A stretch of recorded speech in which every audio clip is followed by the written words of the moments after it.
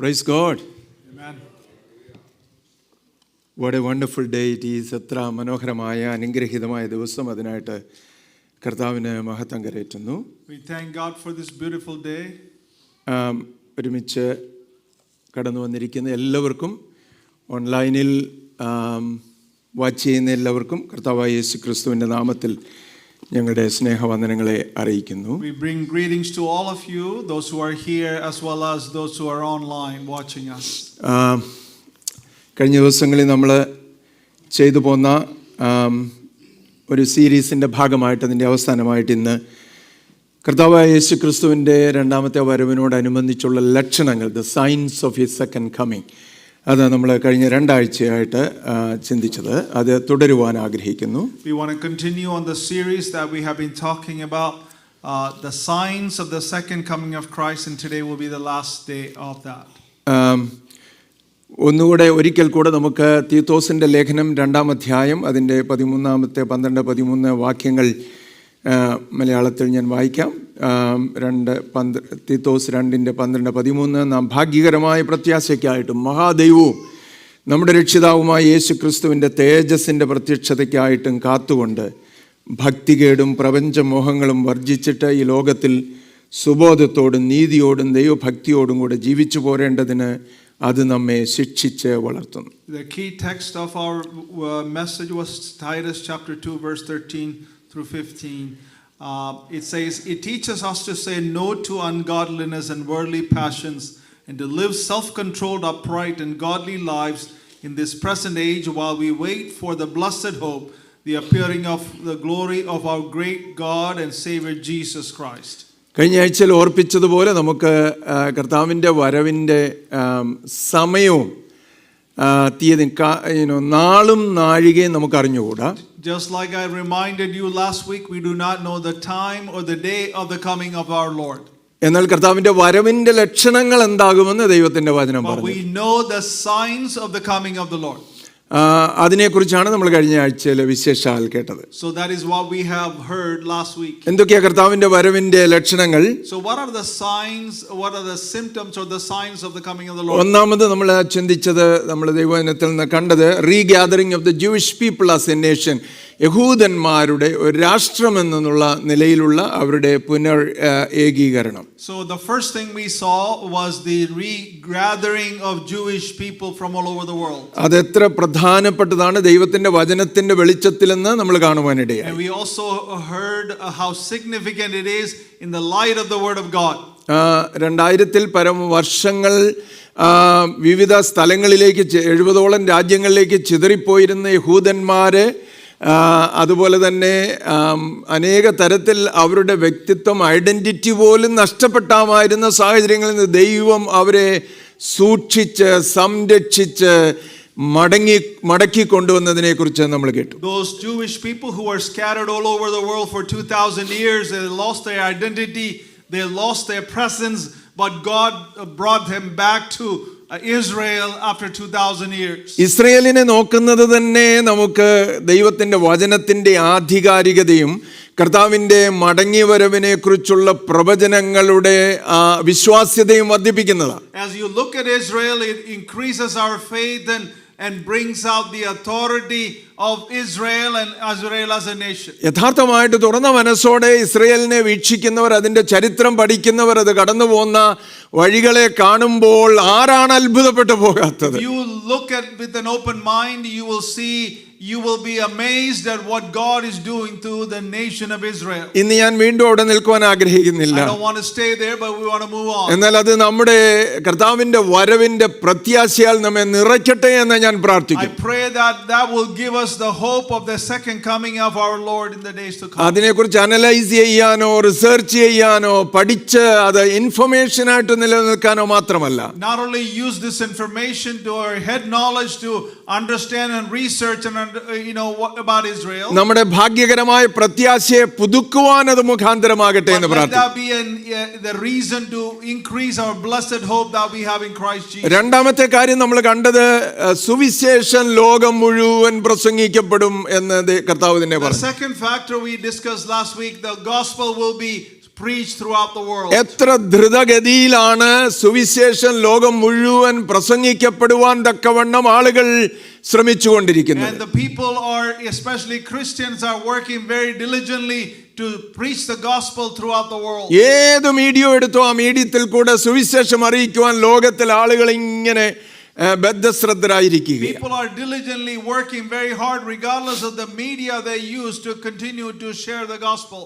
അതിന്റെയൊക്കെ ഭാഗങ്ങളാകുവാൻ വിവിധ രീതികളിൽ നമ്മളെയും കർത്താവ് സഹായിക്കുന്നുണ്ടല്ലോ. God has enabled us to be part of many of those ministries. അറിഞ്ഞും അറിയാതെയും അനേകർ ഇതിന്റെ ഭാഗങ്ങളായിക്കൊണ്ടിരിക്കുക. ഇതെല്ലാം കർത്താവിന്റെ വരവിനെ ബന്ധപ്പെടുത്തുന്നതാണ്. Whether knowingly or unknowingly, you are also being part of that big plan of God to preach the gospel, and that also reminds us the coming of the Lord is very Bible near. ട്രാൻസ്ലേഷൻസിനെ കുറിച്ച് ഞാൻ പറയുവാനിടയായി. We talked about Bible translation efforts. എത്ര അത്ഭുതകരമായിട്ടാണ് ദൈവത്തിന്റെ വചനം ആളുകളുടെ പക്കൽ എത്തുവാൻ തക്കവണ്ണം ഇടയായിത്തീരുന്നത്. How miraculously the word of God is being reached to people who have never heard the gospel. ആരംഭം മുതലേ ദൈവവചനത്തിനെതിരായിട്ടുള്ള ശത്രുവിന്റെ പിശാചിന്റെ പോരാട്ടങ്ങളുണ്ട്. And from the beginning, any enemy is having his effort to thwart the plan of God.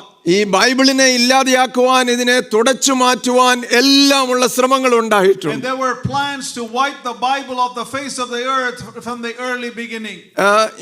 15 വർഷത്തിനുള്ളിൽ ഈ ബൈബിളിനെ ഭൂമുഖത്ത് നിന്ന് തുടച്ചു മാറ്റുമെന്ന് പറഞ്ഞ സൈദ്ധാന്തികരുണ്ട്, philosophers. There were philosophers who said, I will wipe out the Bible from the face of the earth in 15 years.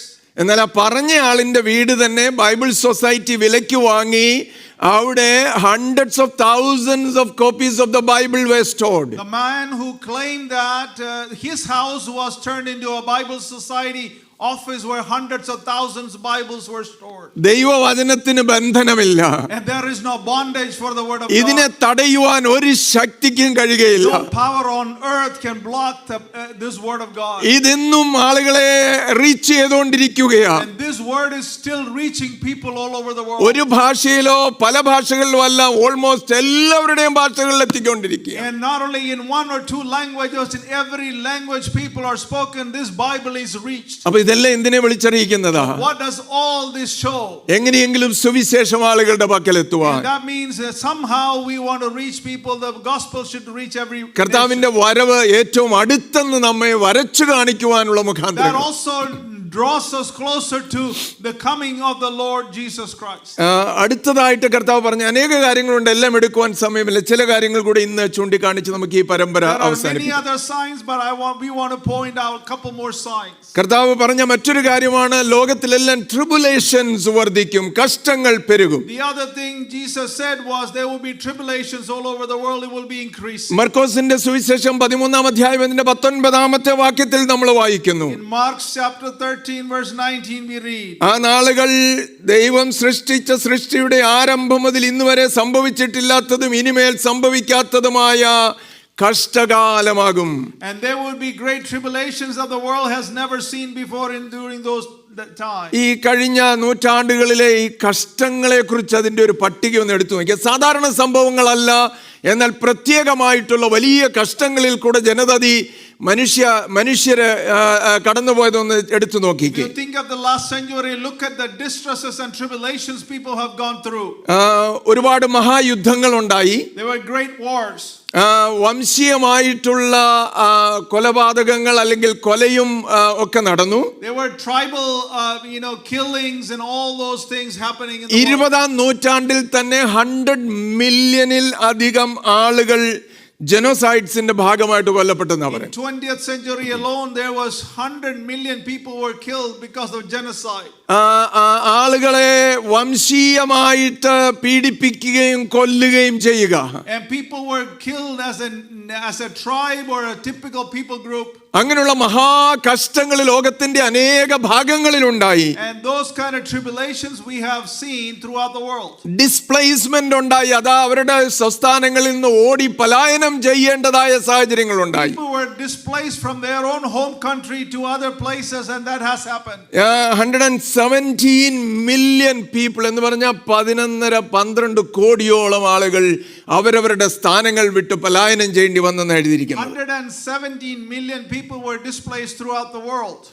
1900-ന് ശേഷം ഉണ്ടായിട്ടുള്ള ഗ്ലോബൽ വാഴ്സിന്റെ ഒരു ചെറിയ സംക്ഷിപ്തമായ വിവരങ്ങൾ ഞാൻ പറയാം. I want to tell you a brief summary of the wars that happened since 1900. യുദ്ധങ്ങൾ മാത്രമല്ല, ഇങ്ങനെയുള്ള വംശീയമായിട്ടുള്ള കൊലപാതകങ്ങളും കൂട്ടക്കൊലകളും അതും കൂടെ ഉൾപ്പെടുത്തി. Not only wars, we are talking about the tribal battles and the killing of people. Hitler മുഖാന്തരം യഹൂദന്മാരെ കൊലപ്പെടുത്തിയതന്നെ 6 മില്യണോളം ആളുകളെ, എന്ന് പറഞ്ഞാൽ 60 ലക്ഷം ആളുകൾ. Because of Hitler, 6 million Jews were killed.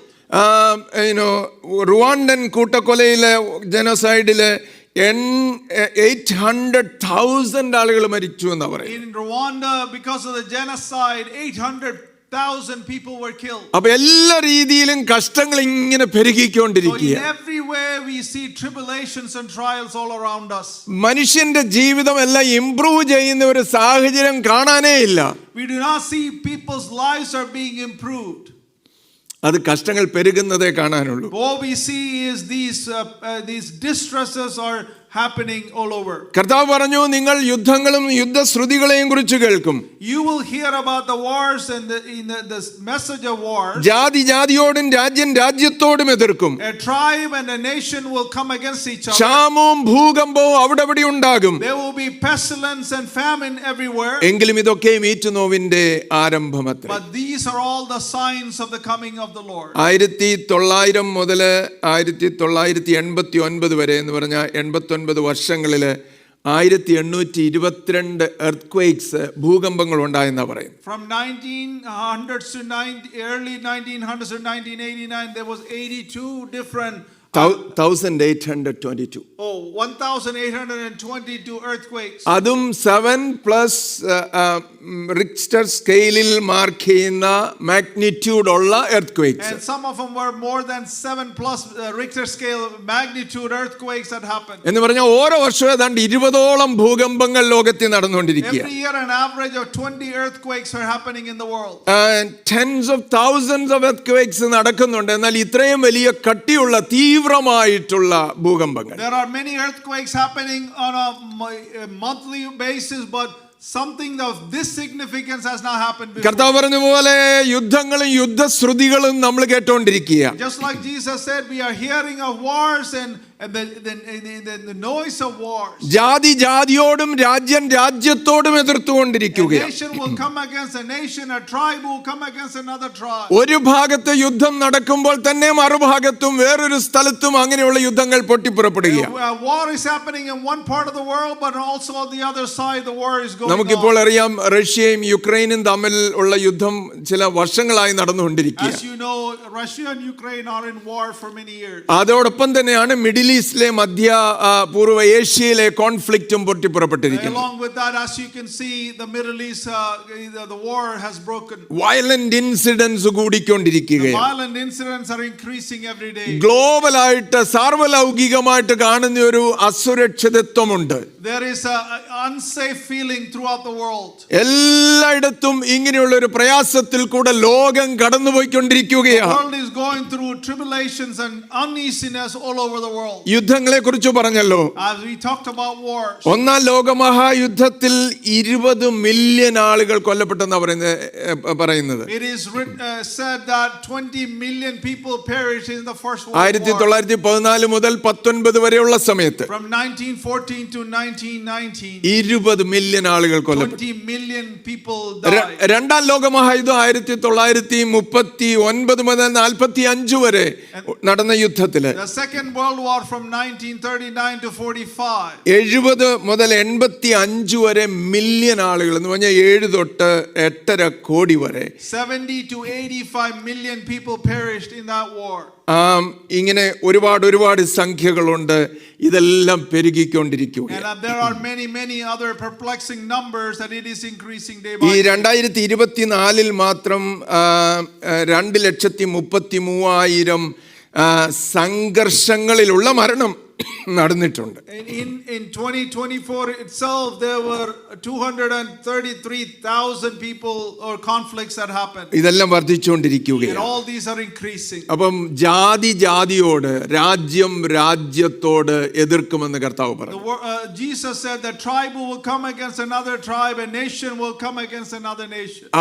അത് ഇൻക്രീസിംഗ്ലി നമ്മൾ കണ്ടുകൊണ്ടിരിക്കുക. ഏറ്റവും അധികമായിട്ട് അത് We പെരുകിക്കൊണ്ടിരിക്കുക. are seeing that in an increasing amount every day. യുദ്ധങ്ങൾ ഉണ്ടാകുന്നുണ്ട്, And the wars are happening. ക്ഷാമം ഉണ്ടാകുന്നുണ്ട്. Famines are happening.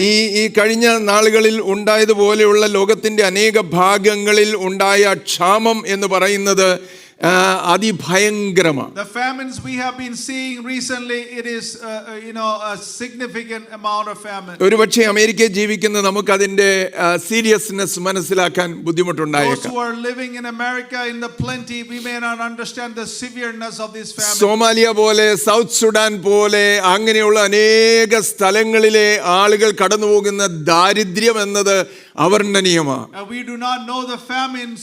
Somalia and South Sudan, people are going through such a famine. അപ്പൊ ഇതെല്ലാം ലോകത്തിന്റെ ഒരു ഭാഗത്ത് നടന്നുകൊണ്ടിരിക്കുകയാണ്. It is happening in one part of the world. യേശു കർത്താവ് പറഞ്ഞു, യുദ്ധങ്ങൾ ഉണ്ടാകും, യുദ്ധശ്രുതികളെ കുറിച്ച് നിങ്ങൾ കേൾക്കും. Jesus has said that you will hear of the wars and you will face wars.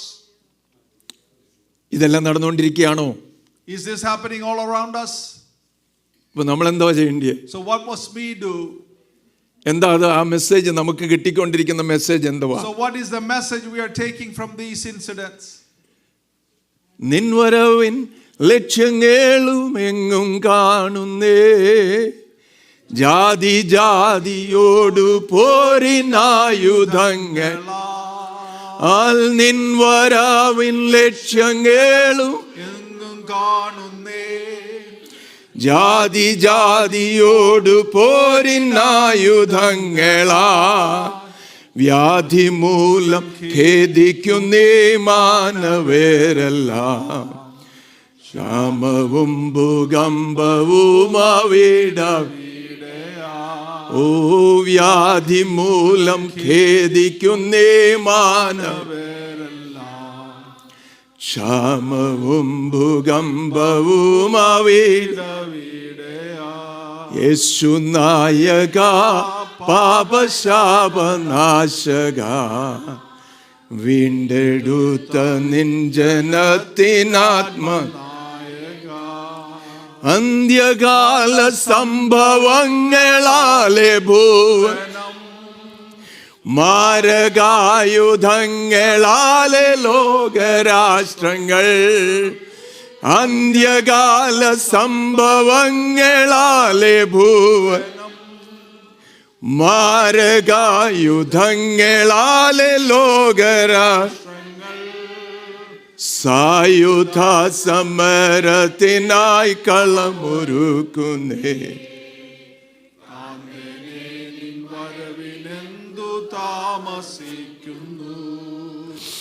സായുധ സമരത്തിനായി കളമൊരുക്കുന്നേ. കാന്തനെ നിൻ വരവിനെന്തു താമസിക്കും. ഓ യേശു നായക പാപശാപനാശക, വീണ്ടെടുത്ത നിൻ ജനത്തിനാത്മനായക. ആമേൻ. അനേക വർഷങ്ങൾക്ക് മുമ്പ് രചിക്കപ്പെട്ട പാട്ടാണെങ്കിലും ഈ സമയത്തെ കണ്ടുകൊണ്ട് എഴുതപ്പെട്ട പാട്ട് പോലെ നമുക്ക് തോന്നും. Even though this song was written many years ago, seems like it was written for this generation. അതുകൊണ്ട് കർത്താവ് എന്തുവാ പറഞ്ഞത്? So what did the Lord say? എല്ലാ അടയാളങ്ങളും ഞാൻ പറയുവാൻ സമയമെടുത്തില്ല. I don't want to take the time to talk about all the ഇവയെക്കുറിച്ച് എല്ലാം പറഞ്ഞിട്ട് കർത്താവ് അതിന്റെ സാരാംശമായിട്ട് പറഞ്ഞു, സാരോപദേശമായിട്ട് പറഞ്ഞു. But including all the signs, Jesus summarized it. അങ്ങനെ നിങ്ങൾ നനയാത്ത നാഴികയിൽ മനുഷ്യപുത്രൻ വരുന്നത് കൊണ്ട് നിങ്ങളും ഒരുങ്ങിയിരിപ്പീൻ. Just like the Son of God will come at an unexpected time, be alert and be ready. അപ്പൊ എന്ന് നമുക്ക് കിട്ടേണ്ട മെസ്സേജ് എന്തുവാ? So what is the message we are to take away from all this? The king is coming. നമ്മുടെ രാജാവ് വരുന്നു. കർത്താവ് വേഗം വരുന്നു. Our king is coming very soon. New ടെസ്റ്റമെന്റിന്റെ ആരംഭം മുതലേ നമ്മൾ അത് കാണുന്നുണ്ട്. We see that from the beginning of the New Testament. പഴയ നിയമത്തിൽ ആ പ്രോമിസസ് ഉണ്ട്. In the Old Testament we see those promises. യേശുവിന്റെ ഒന്നാമത്തെ വരവിനെ കുറിച്ച് 300-ലധികം പ്രവചനങ്ങൾ ഉണ്ടായിരുന്നെന്ന് There പറയും. were over 300 prophecies in the Old Testament about the അതെല്ലാം ലിറ്ററലായിട്ട് അക്ഷരികമായിട്ട് പൂർത്തീകരിച്ചുകൊണ്ട് യേശു കർത്താവ് വന്നു. And so fulfilling all those promises our Lord came for the first time. രണ്ടാമത്തെ വരവിനെ കുറിച്ച് 600-ലധികം പ്രോമിസസ് ഉണ്ട് For the വചനത്തിൽ. second coming of Jesus there is over 600 mentions in the Old അതെല്ലാം പൂർത്തിയായിക്കൊണ്ടിരിക്കുകയാണ്. All those are being fulfilled. നമ്മുടെ കണ്ണിന് മുമ്പിൽ പലതും In പൂർത്തിയായിക്കൊണ്ടിരിക്കുകയാണ്. front of our eyes all those things are being fulfilled. ലോകം ഒരുക്കി വെച്ചിരിക്കുന്ന മാരകായുധങ്ങളെ കുറിച്ച് ഇതെല്ലാം ഇപ്പോൾ ഇന്ന് വെളിപ്പെട്ടുകൊണ്ടിരിക്കുക അല്ലേ? All the deadly weapons the nations are accumulating, that is being revealed in front of അപ്പൊ us. നമുക്കെല്ലാം ഒരു ചോദ്യമുണ്ട്. So all of us have a question. കാന്തനെ നിൻ വരവിനെന്ത് Lord, താമസിക്കുന്നു? why are your coming being delayed? നമ്മൾ പറയുന്നു കർത്താവിന്റെ വരവ് ഏറ്റവും അടുത്തു. We often say our Lord's coming is very near. ഏതായാലും ഒരു കാര്യം നമുക്കറിയാം. There is one thing for sure. ഇന്നാണോ അവൻ വരുന്നത് നാളെയാണോ എന്ന് അറിഞ്ഞുകൂടാ. We do not know if he will come today or tomorrow. നമുക്കറിയാവുന്നത് അവൻ താമസിയാതെ വരും. But one thing we know is he will come ലോക without delay. ലക്ഷണങ്ങളെല്ലാം അവന്റെ വരവിനെ വിളിച്ചറിഞ്ഞുകൊണ്ട് All the അറിയിച്ചുകൊണ്ടിരിക്കും. signs of this world are pointing towards his coming. ഈ ലോകം എന്ന് പറയുന്ന ഡിവൈൻ അപ്പോയിന്റ്മെന്റിലേക്ക് This നീങ്ങിക്കൊണ്ടിരിക്കുകയാണ്. world is moving towards a divine appointment. History എന്ന് പറയുന്ന കഴിഞ്ഞ ആഴ്ചയിലൊക്കെ ഞാൻ ഓർപ്പിച്ചതുപോലെ റാൻഡമായിട്ട് ആകസ്മികമായിട്ട് ഉണ്ടായിട്ടുള്ള ചില സംഭവങ്ങളല്ല ചരിത്രത്തിൽ നമ്മൾ കാണുന്നത്. Just like I reminded you, history is not some random things that are happening in a random way. ദൈവം ഒരുക്കി വെച്ചിരുന്ന അവന്റെ പദ്ധതിയുടെ പൂർത്തീകരണങ്ങളാണ് ചരിത്രത്തിൽ നമ്മൾ കാണുന്നത്. We see throughout history these are the prophecies are being fulfilled according to God's plan. മനുഷ്യ ചരിത്രത്തെ ദൈവത്തിന്റെ പദ്ധതിയുടെ പൂർത്തീകരണത്തിലേക്ക് നടത്തിക്കൊണ്ടിരിക്കുക. So God is using the history towards the plan he is being fulfilled. അതുകൊണ്ട് നമ്മൾ എന്ത് ചെയ്യണം? So what must we do? നമ്മൾ പാനിക്കാകണമെന്നല്ല. I'm not talking you to be panicked. നമ്മൾ ഭയപ്പെട്ട് ഓടിപ്പോകണമെന്നല്ല. Don't be fearful and run away. Pay attention ദൈവത്തിന്റെ വചനം The പറയുന്നു. word of God is admoning us to pay attention. നമ്മൾ വളരെ ശ്രദ്ധയോടെ ജീവിക്കണം. And we need to be careful and be alert. കരുതലോടെ ജീവിക്കണം. We need to live with being careful. ഒരുക്കത്തോടെ ജീവിക്കണം. We need to live with preparation. അതാണ് ദൈവം തന്റെ സഭയെ കുറിച്ച് ഉദ്ദേശിക്കുന്നത്. That is what the Lord is expecting of his church. വിശ്വാസികളെന്ന് വിളിക്കുന്ന തന്നെ പിൻപറ്റുന്നു എന്ന് അഭിമാനിക്കുന്നവരെ കുറിച്ച് ദൈവം ആഗ്രഹിക്കുന്നത്. That is what the Lord desires of those who are the followers of Christ. ദൈവത്തിന്റെ പ്രോഫറ്റിക് ക്ലോക്ക് ഇങ്ങനെ ടിക്ക് ചെയ്തുകൊണ്ടിരിക്കുക. അത് പൂർത്തീകരണത്തിലേക്ക് നീങ്ങിക്കൊണ്ടിരിക്കുക. The prophetic clock of the Lord is ticking every day closer to the fulfillment. കണ്ണുള്ളവർ കാണും. Those who have eyes, they will see. ഹൃദയദൃഷ്ടി പ്രകാശിക്കപ്പെട്ടവർ കാണും. If your inner eyes are open, then you will observe it. അല്ലാത്തവർ ഇതുവരെ ജീവിച്ചു വന്നതുപോലെ ഇനിയും ജീവിക്കും. Those who don't have that, they will live like the people that normally live. എന്നാൽ അകക്കണ്ണുകൾ തുറന്നിട്ടുള്ളവര് അതിനെ കാണും. But if your inner eyes are open, you will see what is happening around you. അവർക്ക് മനസ്സിലാകും ഇത് ലോക സംഭവങ്ങൾ എന്ന് പറയുന്നത് ദൈവം ലോകത്തെ ഒരുക്കിക്കൊണ്ടിരിക്കുകയാണ്. And you will see that the world, the things that are happening around us is preparing us for the coming of the Lord. Something greater than politics, something greater than economics, something greater than technology. God is preparing the world. ടെക്നോളജിയെക്കാളും commercial കാര്യങ്ങളെ കുറിച്ചായാലും ഏത് കാര്യത്തെ കുറിച്ചും അതിനപ്പുറമായിട്ട് ദൈവത്തിന്റെ മക്കളെ ഒരുക്കിക്കൊണ്ടിരിക്കും. നമ്മൾ എപ്പോഴും ഇപ്പം പറയുന്ന ഒരു കാര്യമാണ് AI-യുടെ പെട്ടെന്നുള്ള development. We often talk about AI, the developments of AI. അപ്പൊ AI-ക്ക് വേണ്ടി ലോകത്തെ ദൈവം ഒരുക്കിയതല്ല. And God is not preparing the world for artificial intelligence. AI-യേക്കാളും വലുതായ എന്തിനോ വേണ്ടി ദൈവം ലോകത്തെ ഒരുക്കിക്കൊണ്ടിരിക്കുകയാണ്. God is preparing this world for something greater than AI. രാജാവിന്റെ മടങ്ങി വരവിന് വേണ്ടി ദൈവം ലോകത്തെ ഒരുക്കിക്കൊണ്ടിരിക്കുകയാണ്. So God is preparing the world for the coming of the king. അനേകര് ഒരുങ്ങിയിട്ടില്ല എന്നുള്ളത് ഒരു ദുഃഖ സത്യമാണ്. It is a naked truth that many are not ready for his coming. യേശു കർത്താവ് തുറന്നു പറഞ്ഞ തൻ്റെ പഠിപ്പിക്കലുകളിൽ ഒരു ഭാഗമാണത്. And that is one of the teachings of the Jesus as he was on this earth. കർത്താവ് തന്നെ പറഞ്ഞു, വരവിങ്കൽ, അവൻ്റെ വരവിങ്കൽ അനേകരുടെ വിശ്വാസം, സ്നേഹം തണുത്തു പോകുന്നത് കാണുവാനിടയാകും. Jesus himself said in his coming, many their faith will be cold. കർത്താവ് തന്നെ പറഞ്ഞു, തന്നെ പിൻപറ്റുന്നവരെന്ന് അഭിമാനിക്കുന്നവർ, അവകാശവാദങ്ങൾ പുറപ്പെടുവിക്കുന്നവർ പലരും അവൻ്റെ സന്നിധിയിൽ എത്തുകയില്ല.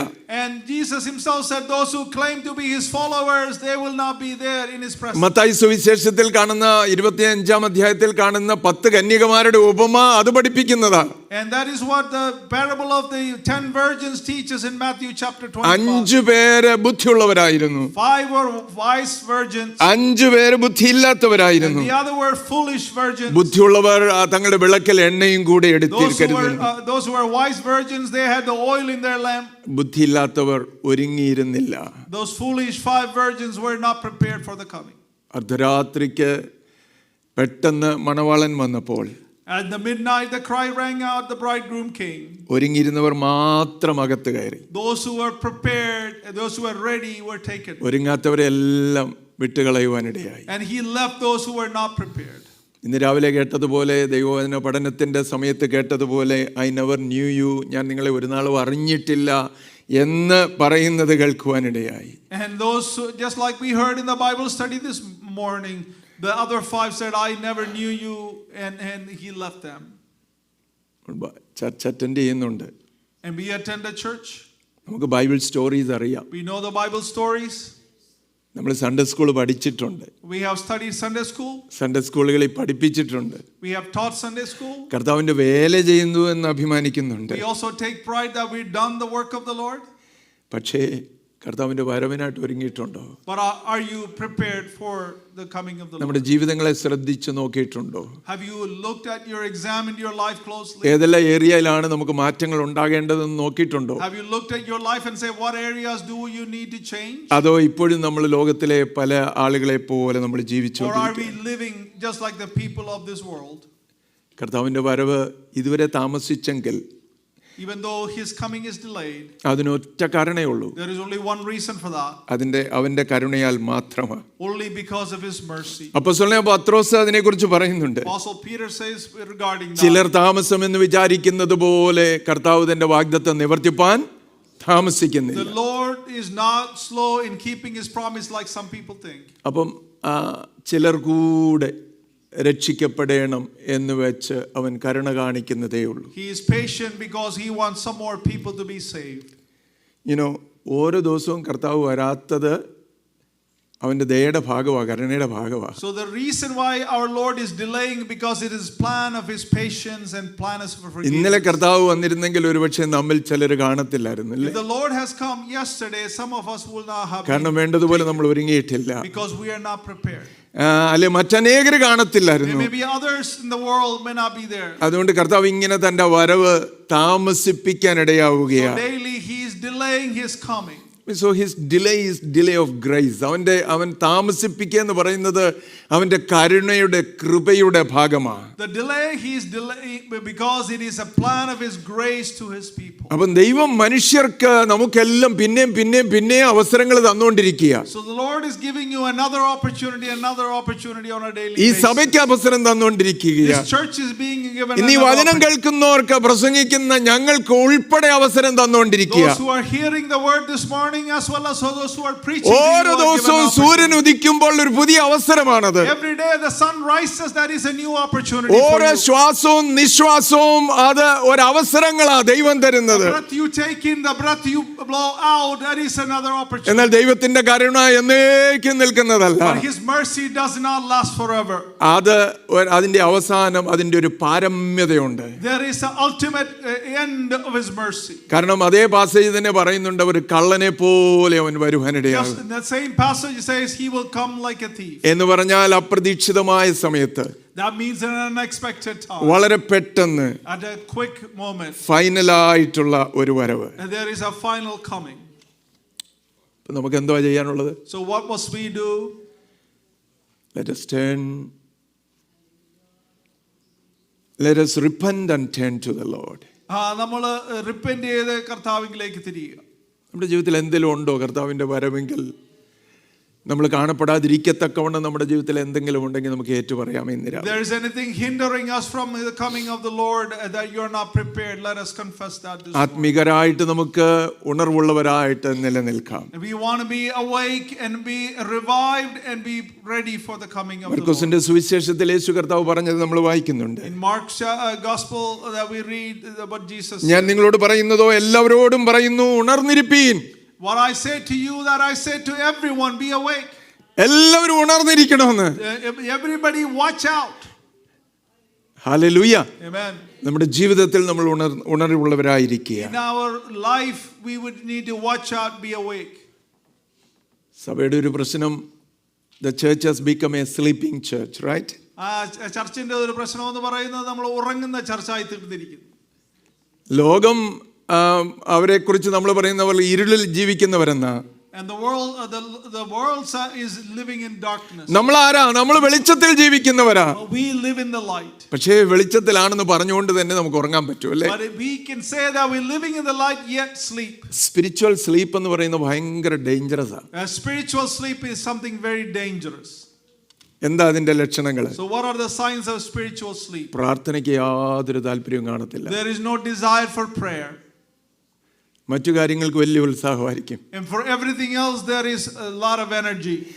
പാപത്തെക്കുറിച്ച് നമുക്ക് പ്രയാസമൊന്നും ഉണ്ടാകത്തില്ല. Regarding sin we are tolerant and we feel complacent. പാപത്തിൽ തുടരാൻ നമ്മൾ കംഫർട്ടബിൾ ആയിരിക്കും. We are comfortable and complacent to continue in sin. ദൈവവചനം പങ്കിടാനുള്ള യാതൊരു താല്പര്യവും ഉണ്ടാകത്തില്ല. There is no desire to share the gospel with അത് others. ലാസ്റ്റ് പ്രയോറിറ്റി ആയിരിക്കും. That will be the last priority. ഇതെല്ലാം ആരുടെ ലക്ഷണമാ? So what are these signs? പുറത്തുള്ള മനുഷ്യരെ കുറിച്ചല്ല പറയുന്നത്, I'm not talking about the worldly people. സഭയെ കുറിച്ചാ പറയുന്നത്. We're talking about the church itself. ഉറങ്ങുന്ന സഭയെ കുറിച്ചാ പറയുന്നത്. Talking about the sleepy church. അപ്പൊ ഉറങ്ങുന്നവരെ കുറിച്ച് കർത്താവിന്റെ വചനം പറയുന്നത്. So regarding the people who are sleeping, the word of God. ആകയാൽ ഉറങ്ങുന്നവരെ ഉണർന്ന മരിച്ചവരുടെ ഇടയിൽ നിന്ന് എഴുന്നേൽക്കുക. So regarding the people who are sleeping, say, wake up among the dead and be awake. പ്രാർത്ഥന നമ്മുടെ ലിസ്റ്റിലുണ്ടോ? Is a prayer in your list? Personal prayers, family prayers, corporate prayers ഒക്കെയാണോ നമ്മുടെ priorities? Is personal prayer, family prayer, corporate prayers, are those your priority? അതോ last priority ആണോ? Or is it a last priority? ഏതെങ്കിലും പാപത്തിൽ ജീവിച്ചിട്ട് ഇതുവരെ ഒരു മനസാക്ഷിയുടെ കുത്തില്ലാതെ ജീവിക്കുന്നുണ്ടോ? If you're living in sin and your conscience does not prick you, ഒരു താല്പര്യവുമില്ലാതെ സുവിശേഷം അറിയിക്കുന്നതിനെ കുറിച്ച് യാതൊരു താല്പര്യമില്ലാതെ ജീവിക്കുന്ന എത്ര പേരുണ്ട്? how many of you are living with have no desire or a passion to preach the gospel? ആത്മാക്കളെ കുറിച്ചുള്ള ഭാരം ഒന്നുമില്ല. Do you have a burden for the lost souls?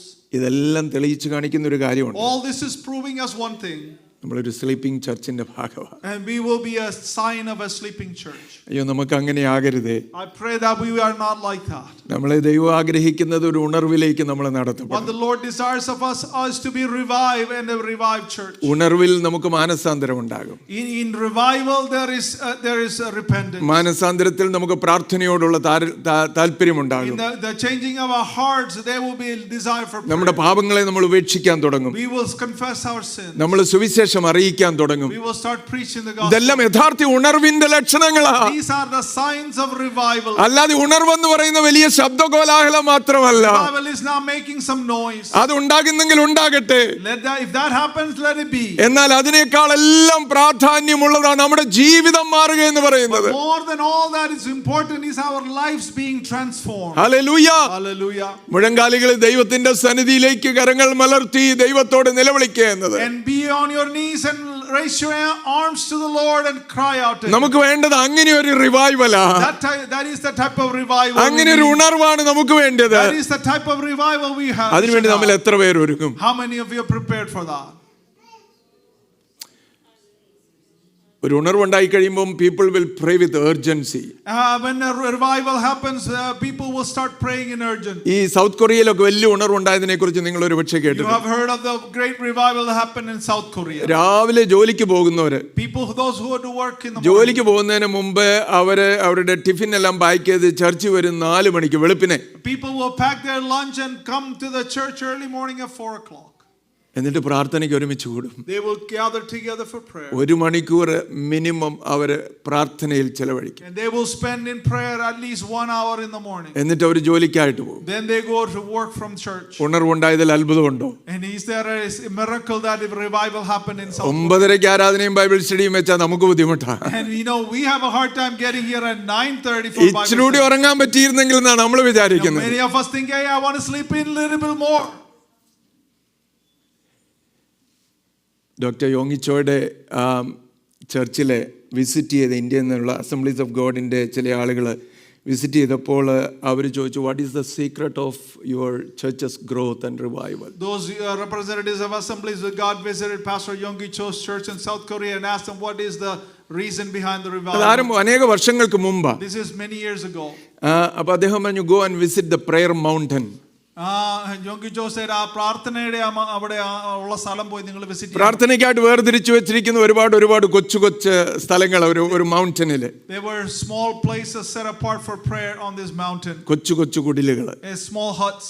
അപ്പൊ അതിനകത്ത് അവരിങ്ങനെ കണ്ടു പോകുമ്പോൾ ഒരു കാഴ്ച കണ്ടു. As they were walking around looking at these huts, they saw something. ഒരു സഹോദരി ഒരു പ്രാർത്ഥന അപേക്ഷയുമായിട്ട് അവിടെയുള്ള ഒരു കുടിലിൽ ഇങ്ങനെ മുട്ടുകുത്തി ദൈവത്തെങ്കിലേക്ക് കരമലർത്തി നിൽക്കുക. And a sister was kneeling in one of the huts with the request of prayer open in front of her and praying. അവർ ശ്രദ്ധിച്ചപ്പോൾ മനസ്സിലായി അമേരിക്കയിൽ നിന്ന് ആരോ അയച്ച ഒരു പ്രയർ റിക്വസ്റ്റ് ആയിരുന്നു. And so as they were paying attention, this was a prayer request that came from America to this sister. അപ്പൊ ഈ കൊറിയക്കാരിയായ സ്ത്രീ അമേരിക്കയിൽ ആരോ അയച്ച പ്രാർത്ഥന റിക്വസ്റ്റ് കരത്തിൽ വെച്ചോണ്ട് കണ്ണുനീർ വാരി എറിഞ്ഞ് ദൈവത്തോട് നിലവിളിച്ചുകൊണ്ടിരിക്കുക. So this Korean lady was praying for this prayer request. They came from America and she was crying out to the Lord. അവർ പറഞ്ഞു, കൊറിയയിൽ ഉണർവുണ്ടായതിൽ അത്ഭുതമൊന്നുമില്ല. And they said there is no surprise that the revival started. നമ്മളൊക്കെ നമ്മുടേതല്ലാത്ത ഒരു പ്രാർത്ഥന റിക്വസ്റ്റും എടുക്കത്തില്ല. Many of us don't pray for anything other than our own selfish reasons. നമ്മുടേതാണെങ്കിൽ കമ്മ്യൂണിറ്റിയുടേത് പറഞ്ഞാൽ പോലും ആർക്കും വലിയ താല്പര്യമൊന്നുമില്ല. Many of us are not interested in praying for the community. Intercessory പ്രേയറിൽ ഹൃദയ തകർച്ചയോടെ എത്ര പേര് പ്രാർത്ഥിക്കുന്നുണ്ട്? How many of you have prayed in the intercessory prayer with a broken heart? എന്റേത് എനിക്ക് എന്നോടല്ലേ, എന്റെ മക്കൾ, എന്റെ കുടുംബം, എന്റെ കാര്യങ്ങൾ, എന്റെ ജോലി, എന്റെ ആരോഗ്യം, എന്റെ രോഗം, എന്റെ ആരോഗ്യമാണെങ്കിൽ ഞാൻ പ്രാർത്ഥിക്കാം. Most of our prayer resides in my needs and my health and my job and my kids and all these things that are revolving around us. നമ്മുടെ പ്രാർത്ഥനയുടെ അന്തരീക്ഷം തന്നെ മാറും. And our environment of prayer must change. യഥാർത്ഥ ഉണർവുണ്ടാകും. And that's when true revival happens. ഉള്ളിൽ നിന്നുള്ള നിലവിളി ദൈവത്തിലേക്ക് ഉയരുവാനിടയാകും. The cry from the bottom of our heart to rise up to our വിലാപങ്ങളുടെ പുസ്തകങ്ങളിൽ വായിക്കുന്ന പോലെ വിശപ്പുകൊണ്ട് വീഥികളുടെ തലയ്ക്കലൊക്കെയും തളർന്നു കിടക്കുന്ന കുഞ്ഞുങ്ങൾക്ക് വേണ്ടി ഞാൻ ഓലോല കണ്ണുനീരൊഴുക്കും. Just like we see in the prophecies that I will cry out to the children that is by the wayside are hungry and thirsty. പ്രാർത്ഥനയിൽ കരയുന്നവർ എത്ര പേരുണ്ട്? How many of you cry in your prayers? കൈയൊന്നും പൊക്കണ്ട. And you don't have to raise your hand. പ്രാർത്ഥനയിലുള്ള കരച്ചിൽ കൂടിയെങ്കിൽ കൊള്ളായിരുന്നു. And I pray, I wish that the crying out in prayer will increase. മുഴങ്കാലിന്മേൽ നിന്ന് പ്രാർത്ഥിക്കുവാൻ അനേകരെ നമ്മുടെ ഇടയിൽ നൊരുക്കിയെങ്കിൽ കൊള്ളായിരുന്നു. I pray that people will rise up to be on their knees and praying to God. അതിന് പ്രാധാന്യം നൽകുന്നവർ നമ്മുടെ ഇടയിൽ എഴുന്നേറ്റ് നിന്നെങ്കിൽ കൊള്ളായിരുന്നു. And I pray those people who give importance and significance to that will rise up among us. കഴിവുകളും യോഗ്യതകളും ഉള്ള ഒരുപാട് പേരുണ്ട്. There are many people who have qualifications and പ്രാർത്ഥിക്കുന്നവർ എത്ര പേരുണ്ട്? How many of you are praying? Hallelujah, hallelujah.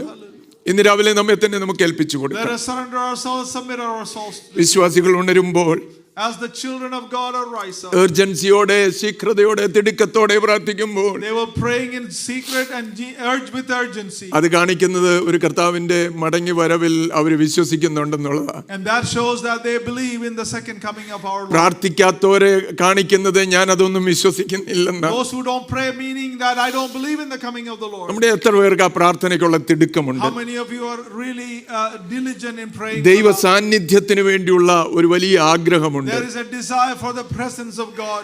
മറ്റുള്ളവർ രക്ഷിക്കപ്പെടണമെന്നുള്ള വാഞ്ച എത്ര പേർക്കുണ്ട്? How many of you have the desire for others to be saved? അപ്പോസ്തലനായ പൗലോസ് പറയുകയാണ്, സഹോദരന്മാരെ, അവർ രക്ഷിക്കപ്പെടണമെന്നുള്ളത് തന്നെ ജഡപ്രകാരം തന്നെ ചാർച്ചക്കാരായുള്ളവരെ കുറിച്ച് പറയുകയാണ്. അവർ രക്ഷിക്കപ്പെടണമെന്നുള്ളത് തന്നെ എൻ്റെ ഹൃദയത്തിന്റെ വാഞ്ചയും എൻ്റെ ഹൃദയത്തിന്റെ നോവുമാണ്.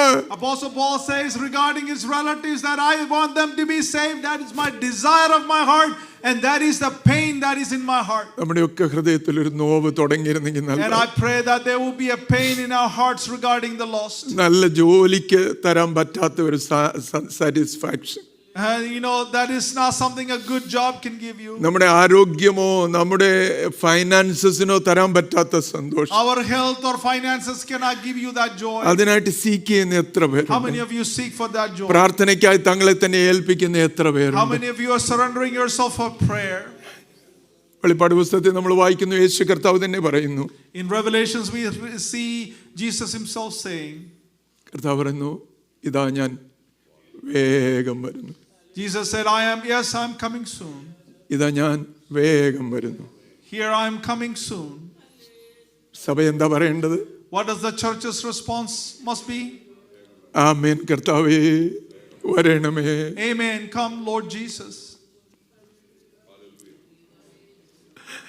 ഇന്ന് നമ്മിൽ എത്ര പേര് പറയും? How many of among us will say? അവന്റെ വാക്കുകൾ ഇന്നും മുഴങ്ങുക നമ്മളോട്, നമ്മുടെ മധ്യത്തിൽ. His sound is still resonating in our ears. ഇതാ ഞാൻ വേഗം വരുന്നു. Here I am coming very soon. നമുക്ക് ഒന്നായിട്ട് സഭയായിട്ട് പറയണം. As a church in unison we must say. ഹൃദയത്തിൽ നിന്ന് പറയണം. From the bottom of your heart you must say. ആമേൻ കർത്താവേ വരണമേ. Amen. Come Lord Jesus. അതല്ലാതെ നമുക്ക് ആശയ്ക്ക് വകയൊന്നുമില്ല. There is nothing other than for our hope. ഈ ലോകമല്ല എങ്കിൽ നശിച്ച് തകർന്നുകൊണ്ടിരിക്കുകയാ. This world is dying and being destroyed. ഒറ്റ പ്രത്യാശയേ ഉള്ളൂ. There is only one hope we have. നമ്മുടെ കർത്താവിന്റെ വരവാ. And that is the coming of our ഇന്ന് Lord. രാവിലെ നമുക്കൊന്ന് ഏറ്റുപറയാമോ? Can we confess that this morning? ആമേൻ കർത്താവേ വരണമേ. Dear Lord Jesus, come. Hallelujah hallelujah Amen. Amen. Hallelujah hallelujah. ഇന്ന് രാവിലെ നമുക്ക് കർത്താവിന്റെ കരങ്ങളിൽ നമ്മെ തന്നെ Let ഏൽപ്പിക്കാം. us submit ourselves in the hands of God this morning.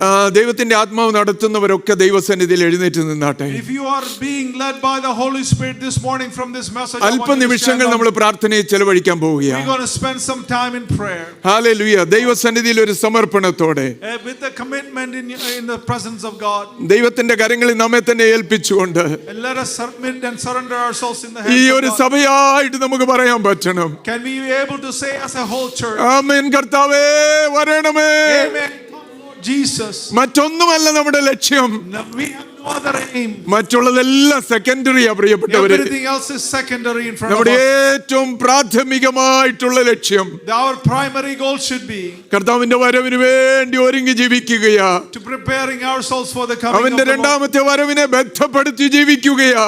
And to be prepared for the second coming of the അതിനായിട്ട് Lord. ഇന്ന് രാവിലെ നമുക്ക് പറയാം, And for that, let us say this morning, ആമേൻ കർത്താവേ വരണമേ. Amen, Lord Jesus, come. എന്റെ ജീവിതത്തെ ഞാൻ ഏൽപ്പിക്കുന്നെന്ന് പറയാം. Let us say that I commit my life to you, Lord. അതിനായിട്ട് ഒരുക്കുവാൻ നമ്മെ തന്നെ ഏൽപ്പിക്കാം. To be prepared for that, let us surrender our lives to Him. ദൈവത്തിന്റെ ഒരു പുതിയ പ്രവൃത്തി നമ്മുടെ ജീവിതത്തിൽ നടക്കുവാൻ ഇടയാകട്ടെ.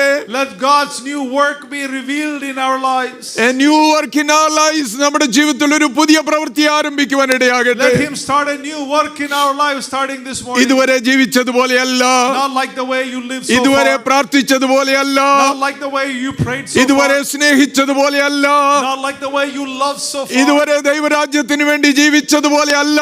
Not like you live for the kingdom of God up to this point. ഒരു പുതുക്കം നമ്മുടെ ജീവിതത്തിൽ ഉണ്ടാകട്ടെ.